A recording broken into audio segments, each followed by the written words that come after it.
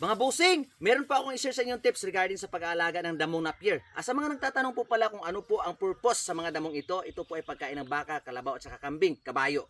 Okay mga bossing, ang paraang ito, lagi ko pong ina-apply dito sa aking napiran, itong aking sea view garden. Maliit na taniman ng samut-saring damo, pagkain ng baka, kambing at kalabaw, at maraming order po sa akin mga bossing. So ito po ang tips na ibibigay ko sa inyo.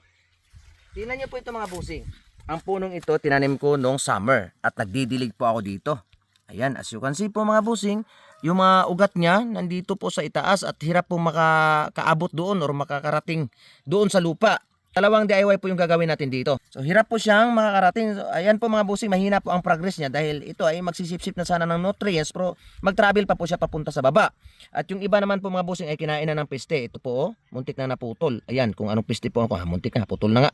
So dalawang application po yung i-apply ko dito mga bossing. Una, ito, panoorin nyo po kung anong application po ang i-apply ko dyan. Ito na po mga bossing, tatabunan po natin. Papabundok natin yung puno. Tabunan natin yung kanyang mga ugat-ugat na yan. Para sunduin natin yung mga ugat niya na nag-travel papunta sa ilalim mga bossing para hindi na siya mahirapan. Ito po pala ay hindi basta-bastang lupa lamang yung itatabo natin dyan. Abo po ito mga bossing. At base po sa pag-aaral, ang abo po ay nakakatulong po. May mga nutrients pong makukuha dito yung ating mga tanim. So ayan, tingnan nyo po yung puno.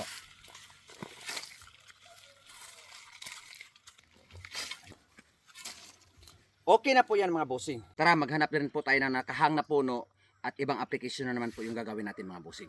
Dito mga bossing, tingnan nyo po yung puno nakahang. Yan. So nandito po yung mga ugat niya. At saka itong isang puno nakahang na po dito sa itaas. So ang ginagawa ko po nito mga bossing, since maliit po yung puno, kunin natin yung isa. Ang tawag dito mga bossing sa Bisaya, kapon. Kung sa English, castration. So ang gagawin natin, hindi natin ubusin. Ubusin ko sana dito. Kaso lang problema, pag ito po ay tatagain natin dito, tutubo to mga bossing, mahuhuli na po siya dito sa mga kapitbahay niya. Ito po. So hindi po magtagumpay ang mga tillers or mga supling na susunod niyan. So ang gagawin natin dito, ito po mga bossing. Ititira natin either ang mother stem or itong supling. Pero kung mother stem po yung ititira natin, mataas po mga bossing. Medyo maraming lupa tayong ilalagay dito. So ang gagawin natin, ito. Kunin natin yung mother stem kasi nandito siya sa itaas eh.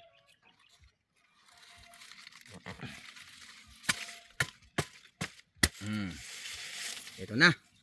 So itong natitira rito, applyan natin ito ng DIY. Po yung nakahang na puno mga bossing, i-replant natin. Grabe alam ko tapos pa.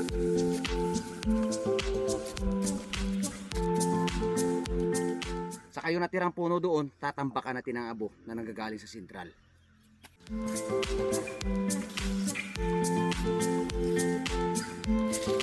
Ayun po mga bossing, nag-apply po tayo ng commercial na pataba. Then nagtabon po tayo, nagtoppings po tayo ng abo. Ito po ay nanggagaling sa sentral. Organic po ito mga bossing. Tinutulungan ko po ang puno na ito mga boss kasi may tendencying maunahan na siya dito sa mga kapitbahay niya. Oh. Lulusog dito sa paligid. Pag ito ay natabunan ng mga dahon, pag nahuli na siya ay matutuluyan talaga itong hindi na makakasurvive. So titingnan ko po ito mga bossing kung kaya niya po bang isurvive yung sarili niya. Charo, dalawang pataba na yung nandito. At siyempre mga bossing, tatabunan din po natin ng pure na lupa.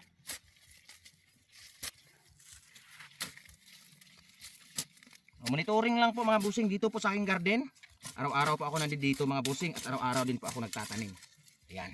May papakita po ako sa inyo puno dito mga bossing na sinundo ko po ng lupa at saka pataba. Ito, success na po siya. Ito po yung example mga bossing, puno na nakahang na. Sinundo ko po ng lupa at pataba. Ito po mga bossing ay payatot nung nasa mga isang buwan na po.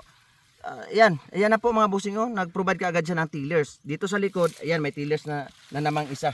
Ito po ayan, mataba na. Today kakalkalin natin, titingnan natin kung ano nangyari ito sa ilalim. As you can see po mga bossing, hang talaga siya. Nakahang talaga to. Ang level ng lupa dito po. Dito lang po ang level ng lupa. Ito lang po yung level ng lupa. Saka yung puno niya nandito sa itaas. So ang ginawa ko, tinabunan ko, nilagyan ko ng pataba. At ito nag-provide ka agad siya ng supling. Ayan na. Tabunan natin ulit yan. DIY lang mga bossing. Diskarte lang talaga. Okay. Gabundok.